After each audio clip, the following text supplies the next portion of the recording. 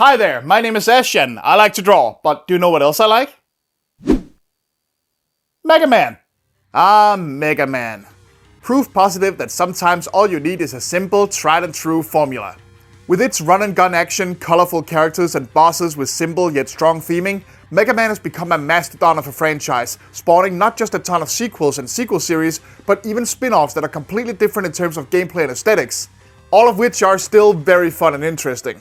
But out of all these various Mega Man series, all of which have their own ups and downs, I always end up loving Megaman Classic the most.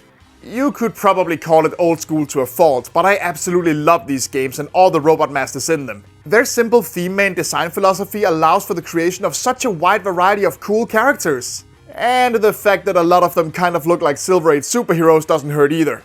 They really are the main attraction and Capcom knows that. And that's why they used to host these big Robot Master design contests. In case you're unfamiliar, Capcom started doing Robot Master design contests as early as Mega Man 2, letting players submit fan designs for future Robot Masters to appear in the games. This evolved into a massive event with each game, and by the time of Mega Man 6, Capcom received well over 200,000 submissions. Some of the American participants were even posted in Nintendo Power back then. And you know, I've actually been considering doing a video where I redesign some of these, so tell me in the comments if you'd like to see that. But sadly, as focus shifted to other Mega Man series, the contests, at least for the Classic series, kind of went away after the 8th game. Until now. When Capcom announced the next mainline Mega Man Classic game called Mega Man Dual Override at the tail end of last year, they also reintroduced the Robot Master Design Contest, allowing fans all over the world to submit their designs. The only prerequisite is that the Robot Master in question must have a powerful suction arm. But aside from that, it's up to the fans to play around. There was no way I could pass up something like this, so after thinking about it for a while, I came up with 2 Robot Masters to submit. And now you guys get to watch me draw them. Aren't you just the luckiest? How about new? So one thing I haven't mentioned a lot is that my father is a construction worker, and that I have been brought along a few times to help out whenever he needed an extra pair of hands on a job. One of the things that I've been dragged along to help with was installing windows, a process that involves using large powerful suction cups to actually lift the window and hold it in place. And since I wanted to avoid doing the most obvious idea of like Plunger Man or Suction Cup Man, look at me go, I thought to myself, Window Man. So knowing I was going to base this Robot Master on a construction worker, I remember those construction work signs you sometimes see in Japan. You know, the ones with the little guys in suits and helmets who bow and apologize for the inconvenience. Robot Masters are often designed to have had a practical function before they turn evil, and the games already have a lot of construction robots running around, especially in the form of the little medhat guys you see in basically every game. So my guy basically had to have a helmet like that one. As I was sketching, I tried out a few different things. I knew from the start that I wanted to give him a more square looking face like some of the heavier set Robot Masters, and that I didn't just want him in a plain blue suit. He'd kind of end up looking too much like Mega Man in a hard hat if I did that. So I had the idea to incorporate some robotic suspenders that thankfully also end up breaking up the color scheme a little bit. I also added this metallic faceplate along with some bags under the eyes, all in an attempt to give him the robot equivalent of a tired face and a 5 o'clock shadow. I'm not sure it reads as well as I'd like, but it makes his face look even more square-shaped, and it also makes him look properly armored, so I think it worked out in the end. Especially once I also altered his proportions to be a bit more heavy-set and broad-shouldered. I actually almost gave him that classic big old pot belly too, but no.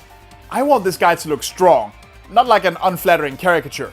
Adding the mid-hat shoulder pads was a late-stage idea, but one I'm very happy with. He was kind of in danger of looking a bit too much like a background NPC without them. So, finally, sticking with the blue and yellow color scheme, we end up with Window Man, a robot glacier who can carry heavy windows at high altitude using his arm, and use said windows as shields, battering rams, and throwing discs in a fight against the Blue Bomber. Sadly, I only had time to do basic design drawings rather than ones with more dynamic poses, which will probably hurt my chances, but whatever. This was still very fun to do, and I'm pretty happy with how it turned out overall. Okay, I'm gonna be real with you. This next one is definitely way too gross to ever be considered for an actual Mega Man Classic game, but I just couldn't let go of the idea. Like I said, when I read that the theme was suction, I immediately wanted to avoid the most obvious ideas, and I started thinking about animals who have great suction properties. Some of my first thoughts revolved around octopi and elephants, but neither really felt right. And then I remembered nature's most notorious little sucker. The leech. I'll just spare you any actual real-life footage of leeches. 'Cause leeches are gross. So yeah, my base idea was to create a Leech Man with a big leech-like arm, whose primary purpose as a robot was to collect blood samples from large animals on land and in water that would likely be too dangerous or difficult for humans to approach under normal circumstances. My initial pencil sketch was a bit on the random nonsense side for this and had a much more traditional looking leech arm. And even swimming flippers, since I originally imagined him mostly being used for marine biology. But I scrapped that very quickly. I changed a lot of things from this as I went on, but the baseline remained the same. I wanted him to be one of the scarier looking robot masters. I wanted him to have some kind of big harness on his head, and I wanted him to be more lean and mean looking than Window Man. I even gave him a smug evil face in the early stages before covering it up with a faceplate. And I know he looks like a sadistic creep, but I kind of had this idea that he's actually way friendlier than his design and his line of work implies. I don't know, sometimes it's just fun to subvert expectations like that. I'll admit, I kind of ended up just putting together a lot of elements from earlier Robot Masters. I based his headwear on Snake Man, and I kind of had this mental image of his face sticking out of a leech-like mouth, but all the fangs ended up cluttering up the image too much, so I dialed it back and made it a bit more slug-like. The real eureka moment of this design came to me when, at one point, I thought of changing the suction arm from just a cartoony leech mouth to an actual collection of blood sample needles. You know, just to make a little bit more sense than just giving him a plunger with fangs. But wait a minute! A blood-collecting robot needs to actually be able to carry his samples somehow, right? So, where are we gonna stash them? For this, I took some inspiration from one of my favorite modern robot masters, Acid Man, and gave him these glass shoulders and stomach. The idea is that this way he can carry samples from 3 large individual creatures. And as for the tubes going to his faceplate, I just wanted at least some visual indicator of the vampiric nature of the idea. Like maybe he refuels himself by slurping a bit from his samples. Whoa, hey, don't look at me like that. I told you this guy was gonna be gross. Anyway, there is no way in any layer of hell that this guy's ever going to actually win.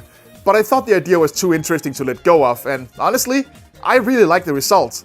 He's scary without going over the top, his weapon is unique, and I really like his brown and red color palette, which I don't recall seeing that often in the series before.